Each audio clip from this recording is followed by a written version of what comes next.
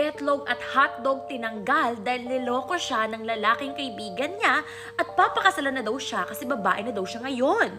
Nagising ang 20-year-old sa ospital na wala na ang kanyang betlog at hotdog dahil niloko siya ng kanyang friend. Nagkaroon siya ng sex change operation nang di niya alam at sabi ng kanyang friend na since babae na siya, magpapakasal sila. Niloko siya ng kanyang kaibigan na magpa-check sa hospital. Ayun pala, si friend ay nakipagsabwat with the doctors na tanggalin ang talong at itlog. Nangyari ito sa isang hospital sa India. Sabi ni friend, now na babae ka na, magpakasal tayo.